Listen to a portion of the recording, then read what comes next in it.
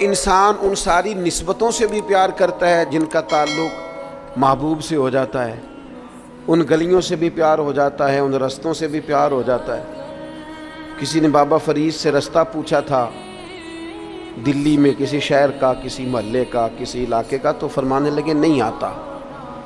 کب سے ہو دلی میں؟ فرمانے لگے سالوں بیت گئے۔ تو کہا گلی کا نہیں آتا؟ کہنے لگے دو رستے مجھے بالکل صحیح آتے ہیں، دو بالکل صحیح آتے ہیں رستے، بالکل پکے۔ ایک جو خواجہ قطب الدین صاحب کے گھر جاتا ہے، اور دوسرا اگر وہ حکم دیں تو جو واپس آتا ہے۔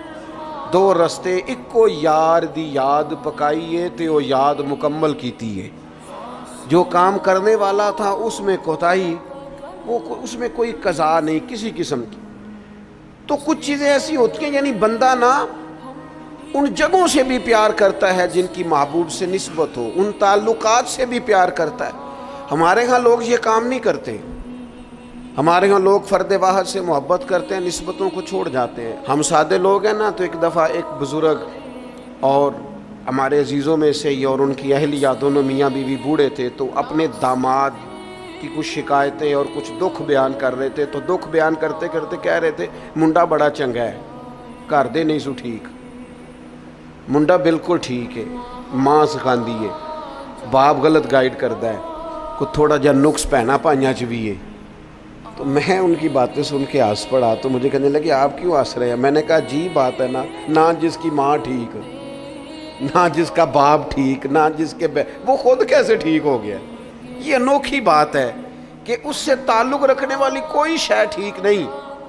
اور میں نے کہا وہ بھی اسی طرح کا ہی ہے، بس آپ اس کی خطائیں چشم پوشی کر رہے ہیں کیونکہ نباہ کرنا ہے نا، اور باقیوں سے آپ توڑنا چاہ رہے ہیں۔ یوں نہ کریں، جو ٹھیک ہوتا ہے اس کی نسبتیں بھی تقریباً، اور اگر کوتاہیاں ہوتی ہیں تو پھر کم و بیش کوتاہیاں بھی ہوتی ہی ہیں۔ ہمیں سمجھنا ہے اس بات کو کہ نسبت جو ہو نا، نسبت اس کا بھی اگر محبوب سے پیار ہے تو محبوب کی اولاد پاک سے بھی پیار ہے۔ اگر حضور سے پیار تو جو حضور کی گلیوں میں محبوب کے ساتھ چلتے تھے صحابہ، ان سے بھی پیار۔ اگر محبوب سے پیار تو پھر حضور کو مکے سے پیار، تو ہمیں بھی مکے سے پیار۔ اگر محبوب سے پیار تو نبی پاک کو شہر مدینہ سے محبت، تو ہماری مدینے پہ جانے بھی قربان۔ اور اگر حضور علیہ السلام کو مسواک پیاری تو ہمیں بھی پیاری، حضور کو داڑھی شریف سے محبت تو ہمیں بھی بڑی محبت، نبی پاک کو کتاب و سنت کی تعلیمات کے ابلاغ سے شغف تو ہم زندگی لٹا دیں گے اسی کام میں۔ جو چیز حضور کو پیاری، نسبتوں کا جو منج ہونا چاہیے، جو انسان کے دل میں قدر ہونی چاہیے، اس سے کبھی کوتاہی نہ کرے، ورنہ آہستہ آہستہ آہستہ آہستہ پھر انسان اصل سے بھی جاتا ہے۔ حضور علیہ السلام نے فرمایا چھپکلی کو مار دو،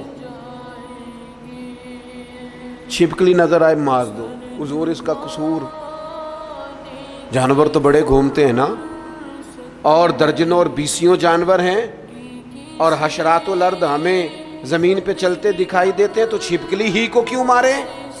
تو حضور فرمانے لگے یہ صحیح حدیث میں موجود ہے، محبوب فرمانے لگے چھپکلی کو مار دو، اس لیے کہ جب جد الانبیاء حضرت ابراہیم علیہ السلام کی آگ جلائی جا رہی تھی نا، تو یہ چھپکلی اس کو پھونکے مارتی تھی اور جلاتی تھی۔